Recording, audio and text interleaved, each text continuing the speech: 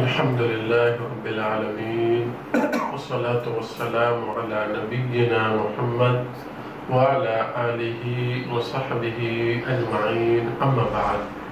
قال الله تبارك وتعالى في كلامه المجيد: أعوذ بالله من الشيطان الرجيم، بسم الله الرحمن الرحيم. اليوم أكملت لكم دينكم وأتممت عليكم نعمتي ورضيت لكم الإسلام دينا. رب اشرح لي صدري ويسر لي أمري واحلل عقدة من لساني يفقهوا قولي. اللهم رب زدني علما. محترم بزرگوں اور تمام دینی ملی اسلامی بھائیوں، جس طریقے سے ہر اتوار کو اس ہمارے مرکز سنہ میں ایک دینی تربیتی اصلاحی پروگرام کیا جاتا ہے، اسی طریقے سے آج بھی الحمدللہ جو ہے یہ پروگرام منعقد کیا گیا ہے. تو آج کا جو ٹاپک ہے آپ کو تو معلوم ہو ہی گیا ہوگا، بدعات اور ان کا تعارف. بدعات اور ان کا تعارف انشاءاللہ اگر آپ غور سے سنیں گے تو انشاءاللہ ہمیں جو ہے علم حاصل ہوگا اور بدعات کے تعلق سے ہمیں جانکاری ہوگی تاکہ ہم ان بدعات سے محفوظ رہ سکیں.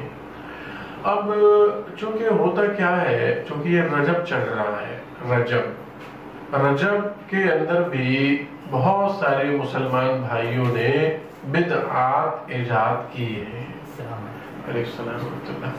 جیسے دوسرے مہینوں میں مسلمانوں نے بدعاتیں کر لی ہیں، تو اسی طریقے سے رجب میں بھی کئی ایک جو ہے بدعاتیں دیکھنے کو ملتی ہیں. اب دیکھیے، اہل علم کہتے ہیں کہ کوئی مسلمان اگر کوئی گناہ کرتا ہے تو وہ گناہ کیا ہے، اگر اس کو نصیحت کی جائے، بتایا جائے، ہے نا، تو وہ بہت جلدی ہوتا ہے کہ وہ انسان جو ہے وہ مسلمان گناہ چھوڑ دیتا ہے. کیوں؟ اسے معلوم ہے کہ یہ گناہ اگرچہ کر رہا ہے مگر یہ کہ اس کا دل، اس کا ضمیر اندر سے مان رہا ہوتا ہے کہ ہاں یہ گناہ ہے. شرابی ہے، شراب پی رہا ہے، مسلمان اگر وہ ہے لیکن اسے احساس ہوتا ہے شراب ہے، اسلام میں حرام ہے اور یہ اس کا پینا گناہ ہے، تو ایک امید ہوتی ہے کہ ہاں چھوڑ دے گا، اور چھوڑ بھی دیتے ہیں. اسی طریقے سے جواری ہے، زانی ہے، چور ہے، والدین کا نافرمان ہے، یہ نمازوں کو ہمیشہ چھوڑنے والا ہے. کوئی بھی گناہ کا کام وہ کرتا ہے تو اس کو کچھ نصیحت کی جائے تو وہ چھوڑ دیتا ہے. لیکن بدعت کا معاملہ ذرا مشکل ہے، کیونکہ ایک مسلمان جب بدعت کرتا ہے تو وہ یہ سمجھ کے نہیں کرتا کہ یہ گناہ ہے، وہ یہ سمجھ کے کرتا ہے کہ یہ جو میں بدعت کر رہا ہوں. کوئی بھی مسلمان جب بدعت کرتا ہے تو وہ یہ سمجھ کے کرتا ہے کہ یہ جو میں کر رہا ہوں یہ ثواب کا کام ہے، اور جلدی اس بدعت کو وہ نہیں چھوڑتا. اب اگر کوئی شخص یہ سمجھ کے کرے کہ یہ گناہ ہے، یہ سمجھ کے تو کوئی نہیں کرتا. جو بھی کرتے ہیں مسلمان وہ یہی سمجھ کے کرتے ہیں کہ یہ جو ہم بدعت کر رہے ہیں، یہ جو بھی کیا ہے، یہ ثواب کا کام ہے، اچھا ہے، تو جلدی وہ شخص اس کو چھوڑنے پہ راضی نہیں ہوتا ہے. تو جو ہے اہم باتیں میں آپ کے سامنے ذکر کر دوں تاکہ انشاءاللہ ہمارے علم میں اضافہ ہوگا. سب سے پہلی چیز ہے، بدعت کہتے کس کو ہے؟ لغوی تعریف، یعنی لغت میں اس کا معنی کیا ہوتا ہے؟ نئی چیز نکالنا، نئی چیز ایجاد کرنا، یا کوئی نئی چیز معاشرے میں آنا جس کا پہلے کوئی وجود نہ ہو. آپ کو ملے گا قرآن میں، اللہ کے رسول صلی اللہ علیہ وسلم سے کہا گیا: قُلْ مَا كُنْتُ بِدْعًا مِنَ الرُّسُلِ.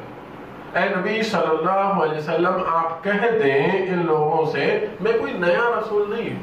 بِدْعًا مِنَ الرُّسُلِ، رسول جتنے بھی آئے ہیں تو میں کوئی انوکھا نہیں ہوں کہ کوئی نیا ہوں، کچھ الگ ہوں. جیسے بہت سے رسول دنیا کے اندر آئے ہیں، میں بھی ایک رسول ہوں.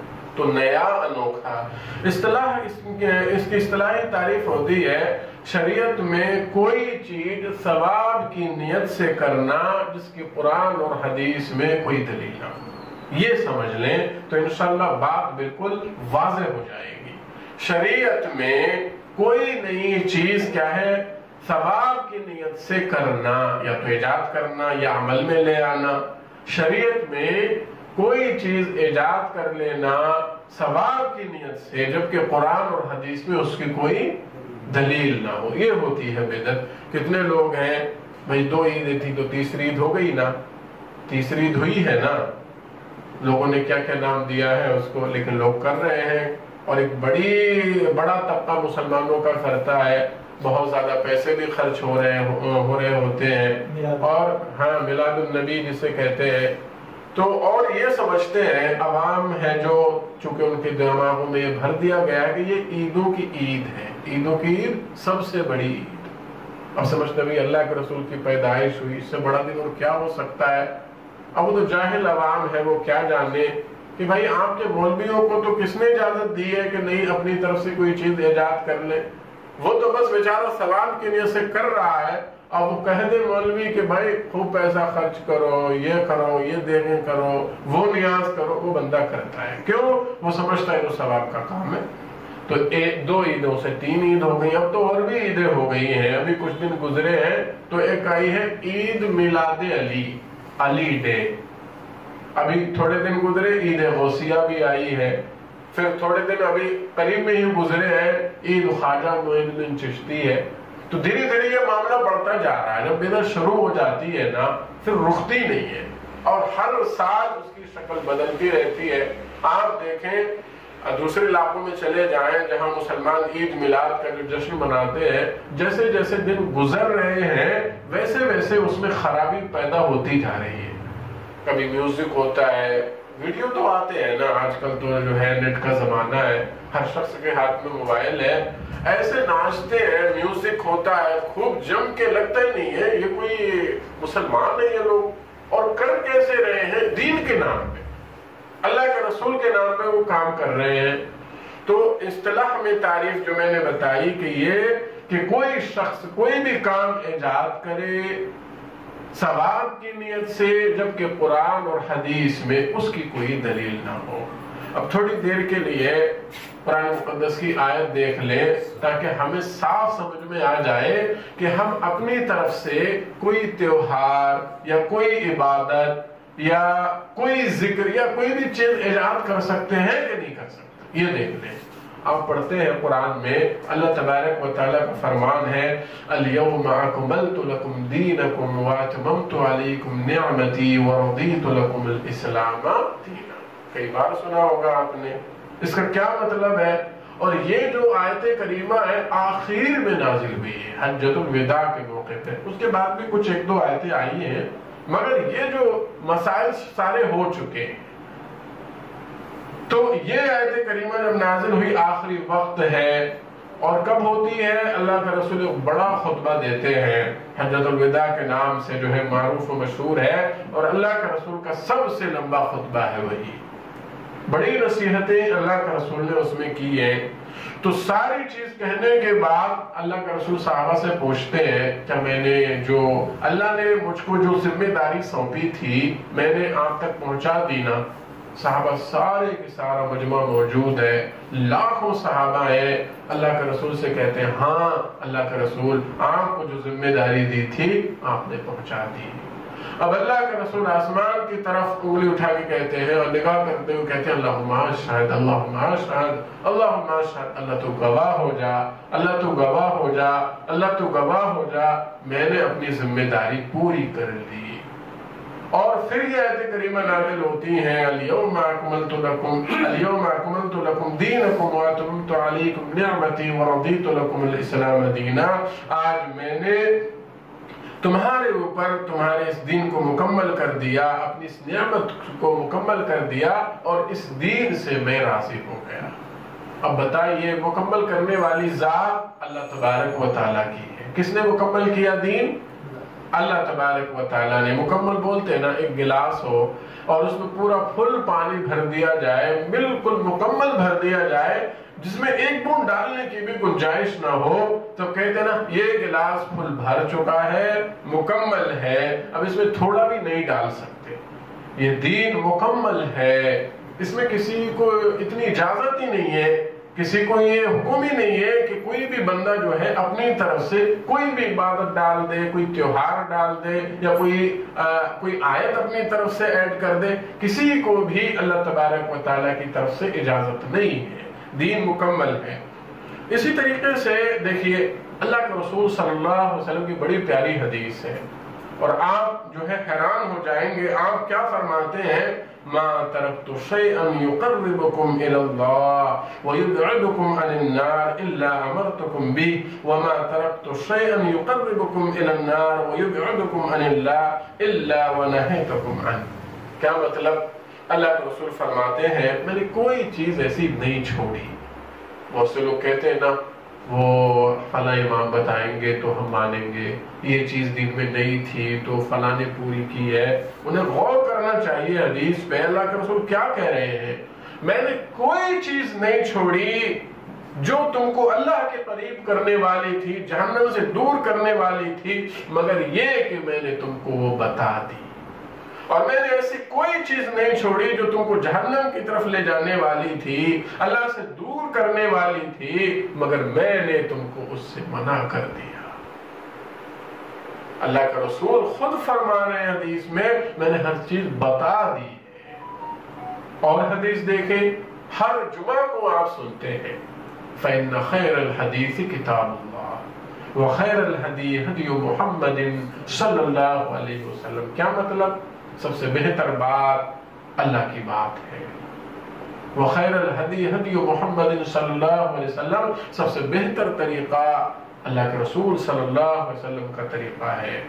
اور وشر الامور محدثاتها، اور سب سے بری چیزیں دین کے اندر نئے کام ہیں۔ وکل محدثۃ بدعہ، ہر نیا کام بدعت ہے۔ وکل بدعۃ ضلالہ، ہر بدعت ضلالت ہے، گمراہی ہے۔ وکل ضلالۃ فی النار، اور ہر گمراہی جہنم کی طرف لے جانے والی ہے۔ ہر جمعہ کو، ہر خطبہ نکاح میں اور ہر بڑے مجمع میں اللہ کے رسول اس کو پڑھا کرتے تھے، یاد دلاتے تھے کہ دیکھو سب سے بہتر طریقہ اللہ کا طریقہ، اللہ کا حکم ہے، بہتر طریقہ میرا طریقہ ہے، اور اس سے ہٹ کے دین کے اندر کوئی نیا طریقہ نکالے، نئی چیز ایجاد کرے، یہی چیز کیا ہے؟ بری چیز ہے، جو تم کو ضلالت کی طرف لے جائے گی، اور یہ ضلالت تم کو جہنم کی طرف لے جائے گی۔ آپ بار بار یاد دہانی کراتے تھے۔ اور ایک اور بڑی پیاری حدیث آپ سنیں، اللہ کے رسول صلی اللہ علیہ وسلم سے بعض عورتوں نے کہا اللہ کے رسول آپ مردوں کو نصیحتیں کرتے ہیں، ہم کو بھی نصیحتیں کریں۔ آپ نے دیکھو کیسی نصیحتیں کی، اوصیکم بتقوی اللہ والسمع والطاعۃ، یہ بڑی مشہور حدیث ہے رباط بن ساریہ کی، لوگوں میں تم کو اللہ سے ڈرنے کی اور اطاعت اور سمع کی، یعنی اطاعت کی اور سننے کی میں تم کو نصیحت کرتا ہوں۔ وَإِنَّ عَبْدًا حَبَشِيًّا فَإِنَّهُ مَنْ يَعْشُ مِنْكُمْ بَعْدِي فَسَيَرَىٰ اخْتِلَافًا كَثِيرًا، اور اگر جو ہے تم کو سننے کی اور اطاعت کی نصیحت کرتا ہوں، اگرچہ تمہارا امیر کوئی کالا کلوٹا حبشی غلام بھی بنا دیا جائے، یعنی اس کی بھی اطاعت کرنا۔ اور فرمایا جو شخص میرے بعد زندہ رہے گا وہ دین کے اندر بہت اختلافات دیکھے گا۔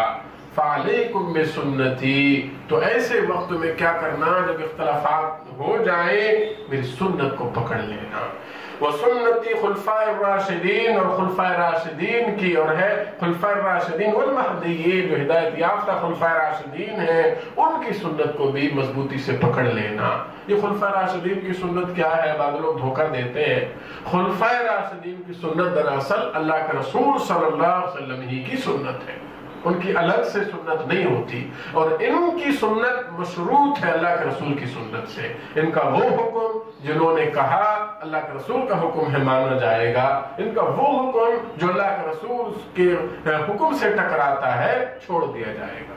یہ مطلب ہے. اور پھر فرمایا تمسکوا بها وعضوا عليها بالنواجذ، اس کو مضبوطی سے پکڑ لینا، دانتوں سے جیسے مضبوطی سے پکڑتے ہیں.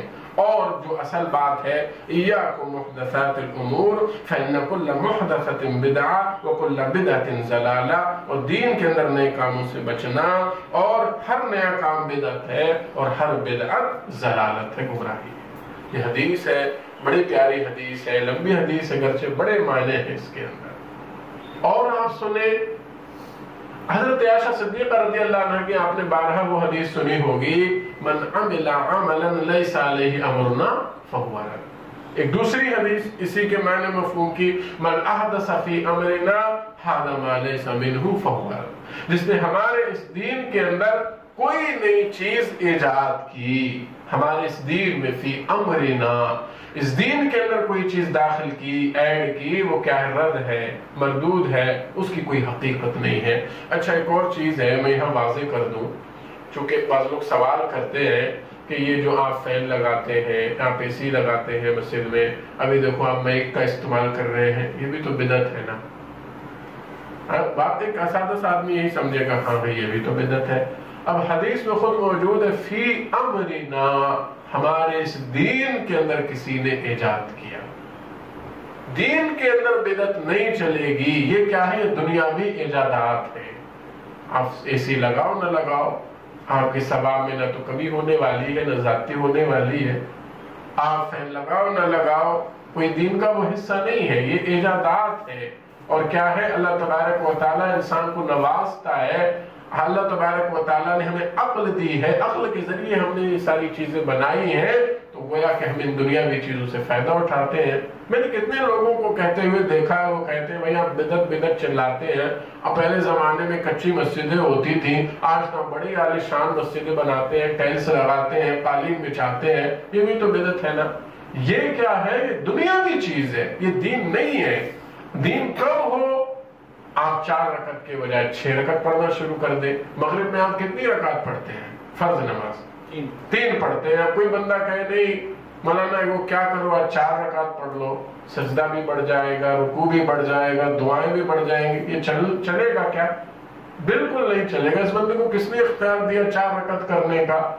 تو ایسے سمجھیں کہ دین کے اندر بدعت نہیں چل سکتی، یہ کھلی ہوئی ضلالت ہے، گمراہی ہے.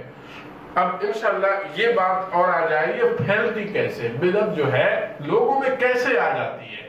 سب سے پہلی چیز ہے جہالت کی بدعت. اب ایک آدمی ہے، جاہل ہے، ایک تو اس نے پڑھا نہیں، علم دین حاصل کیا نہیں، اور اوپر سے اس نے کیا کرتا ہے وہ کہ کبھی ایسا ہوتا ہے کہ جاہل لوگ ہی جو ہے بڑے علامہ بن جاتے ہیں اور اسی حساب سے جو چاہتے ہیں وہ کرتے ہیں.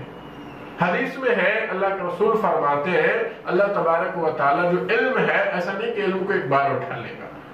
اللہ تبارک و تعالیٰ کیا کرے گا؟ علماء کو دھیرے دھیرے اٹھائے گا، موت دے گا. اور اس کے بعد کیا اللہ پھر کیا ہوگا؟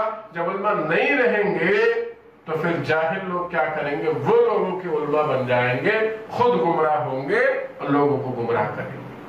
آج کتنے سارے ہیں، آج بہت سارے ہیں. کبھی کسی نے جو ہے عربی کا ایک سطر پڑھنا نہیں آتا، اب وہ جو ہے وہ فیس بک پہ یوٹیوب پہ بہت بڑے مفتی بنے بیٹھے ہیں، باقاعدہ لوگوں کے سوال و جواب بھی دیتے ہیں.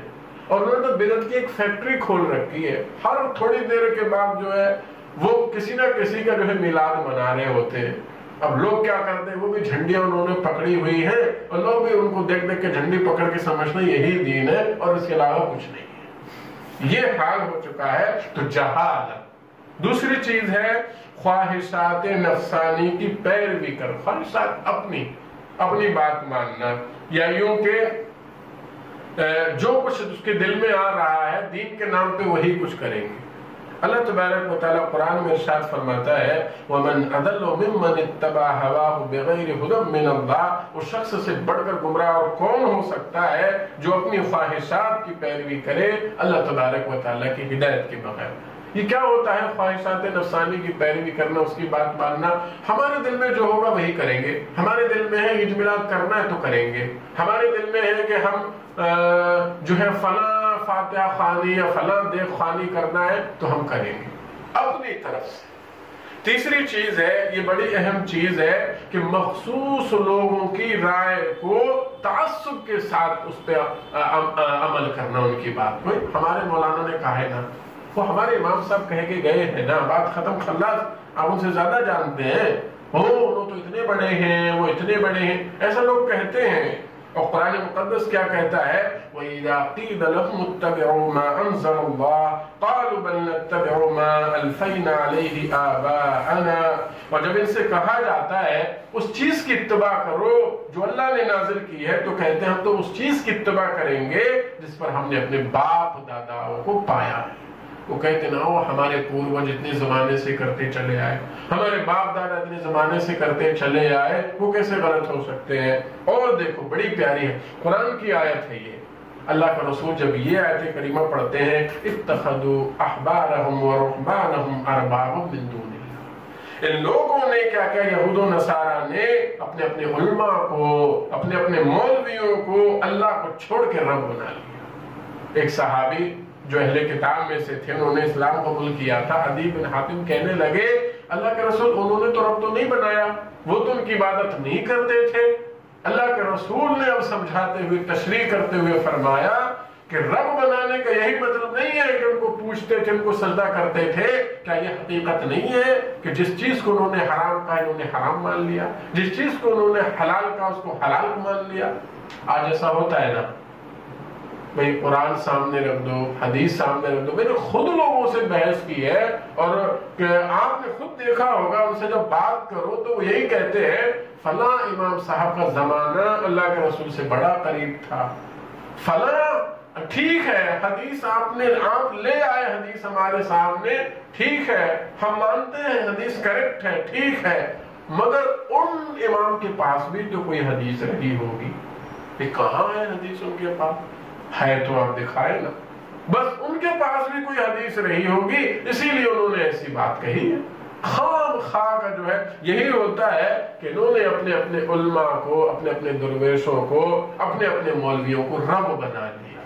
تو یہ جو باتیں آپ کے سامنے آئیں، بدعت کی تعریف آئی، اور اللہ تبارک و تعالیٰ نے دین کو مکمل کر دیا، اور اللہ کے رسول صلی اللہ علیہ وسلم نے فرما دیا کہ دین کے اندر بدعت ایجاد کرنے سے بچنا، یہ سیدھا جو ہے تم کو جہنم میں لے جائے گا۔ جیسے توحید کا اپوزٹ کیا ہے؟ شرک۔ توحید کی ضد شرک، اسی طریقے سے سنت کی ضد بدعت ہے۔ جب بندہ سنت کو چھوڑ دیتا ہے تو بدعت وہ کرتا ہے۔ کتنی ساری سنتیں چھوٹ گئی ہیں۔ آپ اگر کسی جو ہے آناف کی مسجد میں چلے جائیں، خاص کر کے جو بریلوی اور دیوبندی ہے، اگر آپ مغرب سے پہلے 2 رکعت پڑھنا چالو کر دیں تو کہیں گے وہی یہ کیا کر رہے ہو تم؟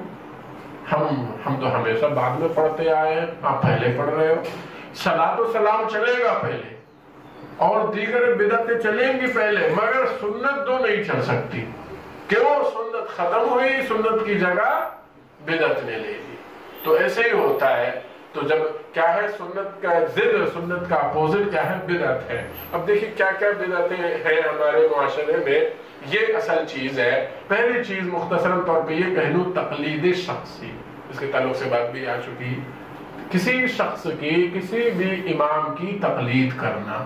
دیکھو امام ابو حنیفہ ہوں، امام شافعی ہوں، امام احمد بن حنبل ہوں، امام مالک ہوں رحمت اللہ علیہم، یہ سارے امام کیا ہیں؟ انہوں نے محنتیں کی ہیں، دین کی خدمت کی ہے، ان کا ہم احترام کرتے ہیں، ان کی ہم عزت کرتے ہیں، اور یہاں تک کہ وہ شخص جو ان کو گالیاں دے، برا والا کہے، یوں سمجھے کہ وہ شخص تو خود ہم اس کو گناہگار سمجھتے ہیں، اور یہاں تک کہ بعد اہل علم کہتے ہیں وہ شخص جو ہے جو ان کو گالیاں دے، اماموں کو برا والا کہے، وہ مسلمان نہیں۔ تو ہم ان کا احترام کرتے ہیں، ان کی عزت کرتے ہیں، انہوں نے دین کی خدمت کی ہے، ان کے علم سے، ان کی خدمات سے کسی کو جو ہے انکار نہیں ہے۔ مگر کوئی شخص جو ہے اب ان کی ہی تقلید میں لگ جائے کہ نہیں، قرآن و حدیث کو چھوڑ کے ہمیں ان کی ہی بات ماننا ہے، یہی ہے تقلید شخصی، اور یہی ہے گمراہی کی طرف وہ بندہ جا رہا ہے۔ مسائل لینا کہاں سے ہے؟ مسائل لینا ہے قرآن سے اور حدیث سے۔ تو یہ ہوئی تقلید شخصی، کسی شخص کی تقلید کرنا۔ دوسری چیز جو ابھی بات بھی آئی، عید میلاد النبی، اس کے تعلق سے بات بھی آ چکی، اور میں کہتا ہوں جیسے جیسے دن گزر رہے نا ویسے ویسے اس میں خرابی پیدا ہوتی جا رہی ہے۔ اب دیکھیں دوسرے شہروں میں چلے جائیں، کبھی دیوالی آپ نے دیکھی ہوگی، مسلمانوں نے دیوالی کو بھی فیل کر دیا، گھروں کے اندر لائٹنگ، پورے روڈ پہ جہاں تک پورے اس شہر کی سرحد جاتی ہے نا وہاں تک وہ لائٹنگ کر دیتے ہیں، لاکھوں کا خرچہ، یعنی فضول خرچی بھی ہوتی ہے، عورتوں کی بے حیائی بھی ہوتی ہے۔ اسی طریقے سے وہ گنبد خضرا کا ماڈل بنا کے، کعبہ کا ماڈل بنا کے، جھنڈوں پہ فلیگ پہ لا الہ الا اللہ لکھ کر کے، وہ ایسا لگتا ہے عجیب و غریب سا، اور کیا کرتے ہیں اس میں کوئی دین کی بات نہیں ہوتی۔ دیکھو عبادت اگر یہ ہوتی، اس میں خلوص بھی نہیں، یہ ہوتا ہے کیا ہے، یہ جو جلوس کرتے ہیں یہ لوگوں کو دکھانے کے لیے ہی تو کرتے ہیں نا، جو کوئی دیکھے گا نہیں، اگر ان کو نہیں دکھانا تو اندر ہی کرے اپنے گھر میں، جب لوگ دیکھیں گے کہ لوگوں کو دکھانا مقصد، اسی لیے سب کرتے ہیں، تو جب عبادت میں خلوص ہی نہیں رہا تو قبول کہاں سے ہو؟ تو لاکھوں روپیہ برباد ہو رہا ہے صرف دکھانے میں۔ نوجوان لوگ بائک سجا کے، اب کیا ہے نئے نئے ترانے آ گئے ہیں، شرکیاں نعتیں آ گئی ہیں، وہ بجا کے میوزک پہ لوگ ڈانس کرتے ہیں، اور نام کیا دے رہے ہیں؟ عید میلاد النبی، نبی صلی اللہ علیہ وسلم کی پیدائش کا دن۔ اولاً تو 12 ہے ہی نہیں جو 12 کو مناتے ہیں۔ آپ سیرت کی جو ہے بڑی سے بڑی کتابیں اٹھا لو، 12 آپ کو ملے گا نہیں۔ ہاں جو سیرت نگار ہے 12 متفق ہے 12 پہ کہ 12 کو آپ صلی اللہ علیہ وسلم کی وفات ہوئی، لیکن بعد میں آپ ملے گا کہ جو ہے کسی نے کہا ہے 10 محرم الحرام کو، خاص کر کے عبد القادر جیلانی لکھتے ہیں اللہ کے رسول کی پیدائش 10 محرم الحرام کو ہوئی۔ اب دیگر کتابیں پڑھیں گے، رحیق المختوم میں 9 ربیع الاول ہے، اسی طریقے سے اور بھی سیرت کی اور پرانی کتابیں ہیں، اس میں 8 زیادہ سے زیادہ 9۔ اب ان کو کس نے بتا دیا کہ 12 کو ہی کرنا ہے؟ تو 12 کو یہ سب ہو رہا ہے۔ اچھا اس کا موجد ایجاد کرنے والا کہا جاتا ہے کہ یہ ملک مظفر تھا جس نے 604 ہجری میں یہ عید میلاد کا کیا ہے، یہ عید میلاد نیا تیوہار نہیں، عید اسلام کے اندر ایڈ کی۔ یہ کیا کرتا تھا؟ قبے بناتا تھا، اللہ کے رسول صلی اللہ علیہ وسلم کا جو گنبد خضرا کی شکل کے قبے بنانا، اور اسی طریقے سے ڈھول تاشے بجا کر کے یہ شخص عید میلاد کرتا تھا، اور بعد کے بدعتی مولویوں نے اس کے حلال ہونے کا فتویٰ دیا، اور اس طریقے سے یہ عید میلاد کا وجود آج ہمارے سامنے موجود ہے۔ اچھا اسی طریقے سے اب یہ رجب چل رہا ہے، رجب یہ چل رہا ہے، اس میں کیا ہوتا ہے؟ رجب میں پہلا تو رجب کیا ہے؟ حرمت والا مہینہ ہے۔ رجب کیا ہے؟ حرمت والا مہینہ ہے۔ 12 مہینے ہیں نا، محرم، صفر، ربیع الاول، ربیع الاخر، یا ثانی بھی کہتے ہیں بعض لوگ، ربیع الاول، ربیع الثانی، جمادی الاول، جمادی الثانی، یا جمادی الاخر، اسی میں سے پھر آتا ہے رجب۔ تو 12 مہینے ہیں، 12 مہینوں سے 12 مہینوں میں 4 حرمت والے مہینے ہیں۔ حرمت والے کون سے مہینے؟ ذی القعدہ، ذی الحجہ، محرم، 3 ایک ساتھ۔ کیونکہ حج کا معاملہ تھا کہ قافلے جاتے تھے کہ پہلا جو قافلہ جائے تو ذی القعدہ میں امن رہے، ذی الحجہ میں امن ہوگا تو وہ حج کر لے، اور پھر واپس آنا ہو تو محرم ایک اور مہینہ ہے۔ تو ان مہینوں کا جو احترام کفار و مشرکین بھی کرتے تھے، لڑائی نہیں لڑتے تھے، جو کارواں ہوتے تھے پہلے عرب میں لوٹ لیے جاتے تھے، ان کو چھوڑ دیتے تھے کہ نہیں حرمت والے مہینے ہیں۔ تو اسی میں سے یہ رجب ہے، یہ حرمت والا مہینہ ہے۔ بدعتی حضرات نے اس مہینے کو بھی بدعت کرنے سے، اس مہینے میں بھی بدعتی حضرات باز نہیں آئے۔ اس میں کیا کرتے ہیں؟ پہلے تو 27 رجب کو کیا ہے؟ شب معراج منانا۔ معراج ہم سب کا یقین ہے، ایمان ہے، قرآن میں آیت موجود ہے، سبحان الذی اسری بعبدہ لیلا من المسجد الحرام الی المسجد الاقصی۔ بڑی بابرکت ہے وہ ذات کہ جس نے ایک ہی رات میں جو اپنے بندے کو مسجد حرام سے مسجد اقصی لے گئی۔ تو معراج یہ اس کو بولتے ہیں اسرا، چلنا، اور معراج بولتے ہیں اوپر کو چڑھنا۔ تو اللہ کے رسول صلی اللہ علیہ وسلم کو معراج ہوئی، ہم سب کا ایمان ہے، لیکن کب ہوئی اس کے بارے میں کوئی صحیح روایت نہیں ہے۔ اچھا مان لیتے ہیں چلو 27ویں رجب کو بھی ہوئی، مان لیا، تو پھر جس طریقے سے بدعتی حضرات 27ویں رجب کو مسجد کو سجانا، چراغاں کرنا، اب چونکہ جو ہے پہلے دیپ کا زمانہ تھا تو وہ تیل وغیرہ سے دیپ جلاتے تھے، اب چونکہ لائٹ کا زمانہ ہے تو وہ ایک چائنا کی وہ کیا بولتے ہیں اس کو، وہ چھوٹے چھوٹے اس میں بلبیاں ہوتی ہیں ہلکی ہلکی سی جھالر ٹائپ کی، وہ لگا دیتے ہیں جیسے، تو آج جو ہے ڈیجیٹل زمانہ جس کو بولتے ہیں وہ ہے، تو اس طریقے سے انہوں نے کیا ہے بدل دیا ہے اس کو، تو مسجدوں میں وہ سجاتے ہیں اور پوری رات کیا کرتے ہیں، ایک نماز ہے اس کا نام ہے صلاۃ الرغائب، اس میں پتہ نہیں کتنی رکعت ہوتی ہے، یہ پوری رات یہ نماز پڑھنا ہوتی ہے۔ تو اگر پہلے اولاً تو صحیح کسی صحیح حدیث سے ثابت نہیں ہے کہ اللہ کے رسول کو معراج 27ویں رجب کو ہوئی، اگر مان بھی لیتے ہیں چلو ٹھیک ہے اسی رات کو ہی، مگر جو عبادت آپ کر رہے ہیں اس کا کہاں ثبوت ہے؟ اللہ کے رسول صلی اللہ علیہ وسلم نے کیا ایسا کیا ہے کہ 27ویں رجب کو آپ نے اہتمام کیا ہو، صحابہ کو جگایا ہو کہ چلو مسجد کو سنواریں گے، بنائیں گے اور اس طریقے سے پوری رات ہم نماز پڑھیں گے؟ تو یہ کیا ہے، لوگوں نے یہ بدعت ایجاد کی ہے۔ اسی طریقے سے بعض لوگ روزہ رکھتے ہیں، 27 اس مہینے میں روزہ رکھنے کا بڑا اہتمام کرتے ہیں، اور خاص کر ہمارے علاقوں میں شاید 27ویں ہی کو ہزاری روزے کے نام سے روزہ رکھتے ہیں۔ ہم سنتے تھے ہزاری روزہ، یہ کیا ہوتا ہے کہتے ہیں اس میں اس روزے کا ثواب 1000 روزوں کے برابر ہے، بہت مشہور ہے ادھر۔ اب یہ کچھ پتا نہیں ہے، بس باپ داداؤں سے سنتے چلے آ رہے ہیں، چونکہ ان کو بدعت ایک ایجاد کر لی، اسی بدعت میں سے یہ اور چیزیں بھی چلی آئی کہ یہ بھی کرو۔ اسی طریقے سے بعض لوگ رجب میں عمرہ کرنا کہتے ہیں اس مہینے میں زیادہ ثواب ہے عمرہ کرنے کا، ایسی بھی کوئی صحیح روایت موجود نہیں ہے۔ ہاں اتنا ضرور ملے گا آپ کو، اللہ کے رسول نے رمضان میں ضرور، وہ بھی رمضان کے آخری عشرے میں کہا ہے کہ عمرہ کرنا کیا ہے، حج کے برابر ہے، اور اسے حج ثابت نہیں ہوگا کہ کوئی کہے بھائی میرے پاس استطاعت ہے میں حج نہیں کروں گا، عمرہ کر کے چلا آتا ہوں، بات برابر نہیں۔ حج فرض اگر ہو چکا ہے تو وہ فرض ادا کرنا پڑے گا۔ ہاں اس عمرے کا ثواب اللہ تبارک و تعالیٰ نے دیا ہے کہ رمضان کے آخری عشرے میں کرتا ہے تو حج کا ثواب۔ تو رجب میں کیا کرتے ہیں، عمرہ کرتے ہیں۔ اور اسی طریقے سے ایک اور چیز ہے، ہمارے علاقوں میں یہ چیز خوب ہے، رجب میں کنڈے کرنا، وہ میٹھی پوری بناتے ہیں۔ ابھی ویڈیو بھی میں نے دیکھی ہے، رجب کے مہینے میں 27ویں ہی کو 22 رجب کو کنڈوں کی ایک نیاز دلاتے ہیں، وہ میٹھی پوری ہوتی ہیں چھوٹی چھوٹی، ان پہ نیاز دلاتے ہیں اور لوگوں میں تقسیم کرتے ہیں۔ یہ کہاں سے آئی؟ بعض لوگ کہتے ہیں وہ جعفر صادق نے کہا ہے کہ جو شخص میرے نام کی نیاز دلائے گا اس شخص کی ہر مراد پوری ہوگی۔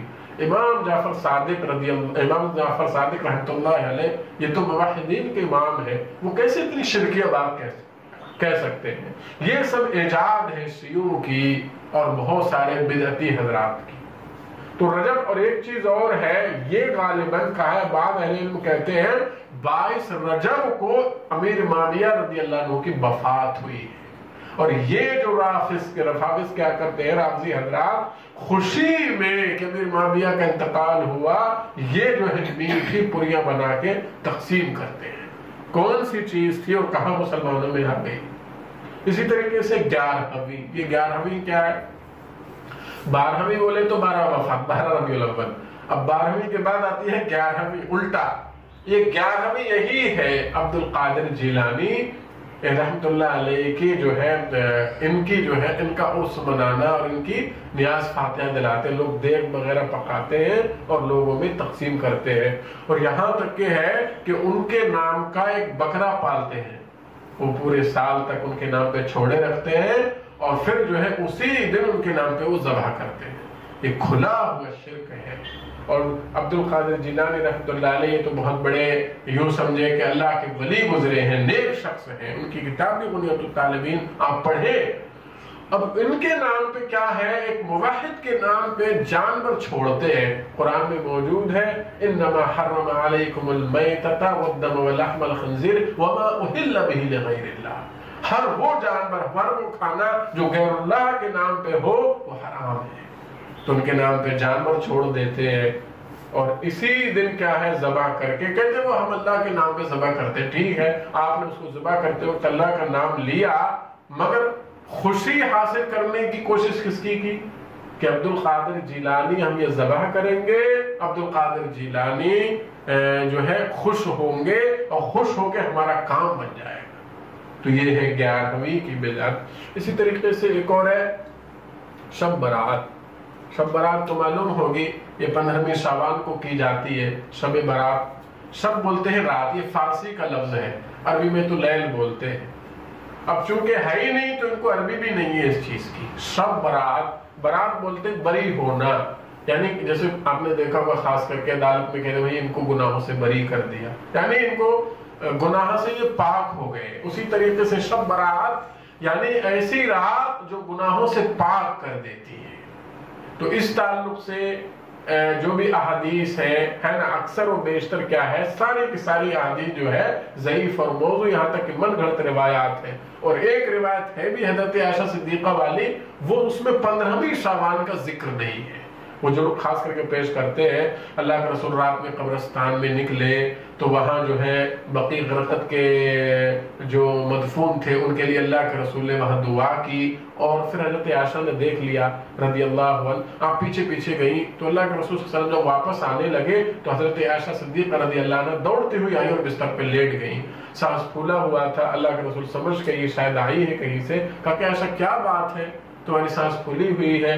کہا کہ ہاں بات دراصل یہ ہے میں آپ کو دیکھ رہی تھی آپ کہاں جا رہے ہیں اور کیا کر رہے ہیں. تو اس پوری حدیث میں 15ویں شعبان کا ذکر نہیں ہے. یہ حدیث خوب دھڑلے سے لوگ بیان کرتے ہیں. اور اسی رات میں کیا ہوتا ہے، قبرستان میں آپ جائیں گے، جا کر کے کیا ہے وہاں لوگ چراغ رکھتے ہیں، موم بتیاں رکھتے ہیں، اور ہر 1 گھنٹے 2 گھنٹے بعد ان لوگوں کا قافلہ جاتا رہتا ہے. یہاں کا معاملہ نہیں معلوم، دوسرے علاقوں میں آپ جائیں، ہمارے علاقوں میں چونکہ بدعت عام ہے تو وہاں پہ باقاعدہ اب چراغوں کا رواج ختم ہو گیا ہے. اب ایک بلب جو ہے وہاں ہر قبر پہ لگا دیتے ہیں. تو یہ ہے شب برات. اسی طریقے سے اور بھی بدعات ہے، میں مختصر طور پہ جلدی جلدی کہہ دوں. قرآن خوانی، کوئی فوت ہو گیا قرآن خوانی کراؤ. اب تو یہ ہو گیا ہے کہ قبر پہ ہی قرآن پڑھانے لگتے ہیں. 2-4 بچے جاتے ہیں مدرسے کے، وہ جا کر کے وہاں قرآن پڑھتے ہیں. اب زندگی میں تو جو کچھ کرنا تھا وہ کر کے چلا گیا، مرنے کے بعد وہ کہاں سے قرآن سنے. یہاں تک کہ لوگ باقاعدہ قرآن کے جو جز ہوتے ہیں، پہلا پارہ دوسرا پارہ، وہ بانٹتے ہیں محلوں میں، بھائی پڑھو ان کو یہ ثواب پہنچے گا. لوگ باقاعدہ بلاتے ہیں، کوئی شخص فوت ہو جائے تو اس کو گھر پہ جو ہے بلاتے ہیں پڑھنے والوں کو، اور اچھی دعوت کر کے کھلاتے ہیں، کہتے ہیں بھائی پارہ پڑھ کے، اسی کو بولتے ہیں قرآن خوانی. شاید کھانا وغیرہ دیتے ہوں گے تو قرآن خوانی نام رکھ دیا ہے. اسی طریقے سے قبر پر اذان، یہ بھی ایک بدعت ہے جو معاشرے میں پھیلی ہوئی ہے. اسی طریقے سے خود ساختہ درود، اپنی طرف سے درود ایڈ کرنا. وہ ایک کون سا درود ہے لوگ پڑھتے ہیں، اللہم صلی اللہ سیدنا و مولانا محمد و بارک وسلم، یہ کہاں سے آیا پتہ نہیں. ایک اور ہے لاکھوں سلام مصطفیٰ جانے رحمت پہ، لاکھوں سلام کروڑوں سلام. یہ گانے کی شکل میں لوگ گاتے ہیں، ان کا کوئی ثواب ملنے والا نہیں ہے. ثواب اس میں ملے گا جو اللہ کے رسول نے ہمیں بتایا ہے. اسی طریقے سے دعا میں اضافہ کرنا. دعا ہے، ایک تو ہے کہ خود اپنی طرف سے دعا بنا لینا، جیسے روزے کی دعا بنائی ہے نا، نویت ان اصوم غدا للہ تعالی من فرض رمضان ھذا، یہ ہے ہی نہیں. نیت کیا ہے؟ دل کے ارادے کا نام ہے، یہ نیت کرتے ہیں زبان سے.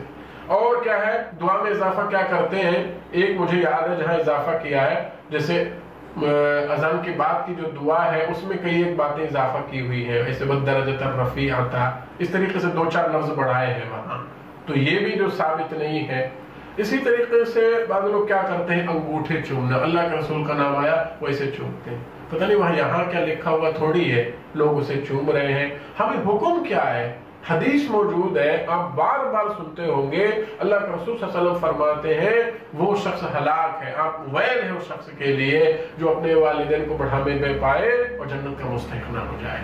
اس شخص کے لیے ہلاکت ہے جو رمضان کا مہینہ پائے اللہ سے مغفرت نہ کرا سکے، اور شخص کے لیے ہلاکت ہے جو میرا نام آئے اور مجھ پر درود نہ پڑھے. درود پڑھنا ہے جب نام آئے، اب وہ انگوٹھے چوم رہے ہیں، پتہ نہیں وہ کہاں سے آئی ہے یہ.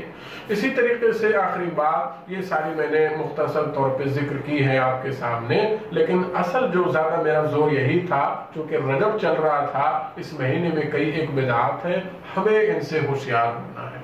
ایسا نہ ہو کہ عمل تو خوب کر کے جا رہے ہیں، عمل قبول ہی نہیں ہوا۔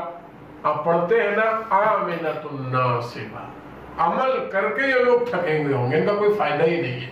عمل تو اتنے لے کے آئے، کوئی فائدہ ہی نہیں ہوا، آپ نے کیا وہ عمل ہے جو سنت کے مطابق ہی نہیں ہے۔ تو بدعتی کا انجام کیا ہوگا؟ کل قیامت کے دن کچھ لوگ آئیں گے، اللہ کے رسول بیتاب ہو رہے ہوں گے کہ ان کو بھی حوض کوثر کا پانی پلاؤں، مگر فرشتے ان کو روک لیں گے۔ اللہ کے رسول کہیں گے آنے دو، میرے امتی ہیں۔ کہا کہ نہیں، آپ کو نہیں معلوم ہے انہوں نے کیا کیا۔ آپ کے بعد آپ کے دین کو انہوں نے بدل دیا، یعنی بدعت ایجاد کی، کبھی عید کے نام پہ، کبھی دعا کے نام پہ، کبھی رجب کے مہینے میں، کبھی شعبان کے مہینے میں، کوئی شب برات ہے، کوئی شب معراج ہے، کوئی قرآن خوانی ہے، کوئی کچھ ہے، الٹے سیدھے خرافات انہوں نے ایجاد کیے۔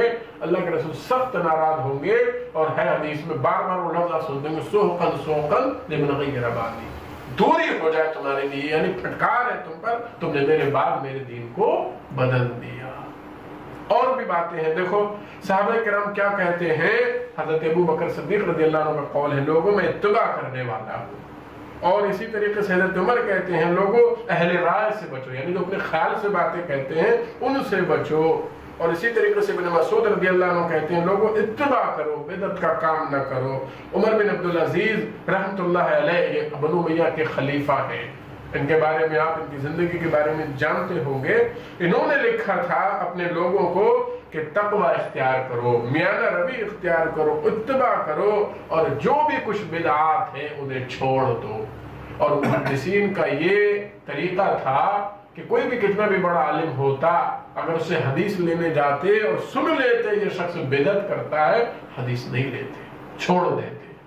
تو یہ ساری باتیں آپ کے سامنے آئیں، تو جو میں نے جو ہے کئی ایک بدعات آپ کے سامنے گنائیں، کوشش کرنا چاہیے ہم جو ہے ان بدعات سے کیا کریں، بچیں۔ اور اسی طریقے سے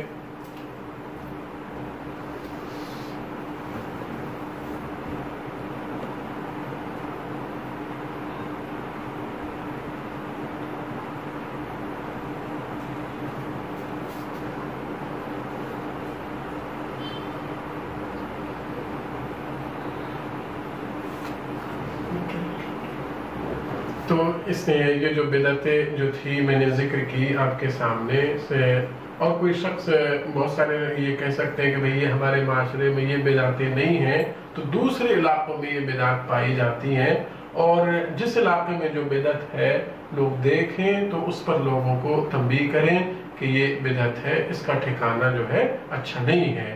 یہ بدعتی کا انجام جیسے میں نے آپ کے سامنے بیان کیا، اللہ کا رسول اس سے سخت ناراض ہوں گے۔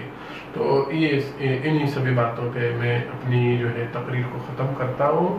اللہ تبارک و تعالیٰ سے دعا کریں، اللہ تبارک و تعالیٰ کوئی بھی بدعت ہو، کسی بھی طریقے کی ہو، اللہ تبارک و تعالیٰ ان بدعات سے، خرافات سے اللہ ہماری حفاظت فرمائے، اور ہر جگہ میں، ہر عبادت میں، ہر جو ہے تیوہار میں ہمیں خالص متبع رسول بنائے، سنت پر چلنے کی توفیق عطا فرمائے۔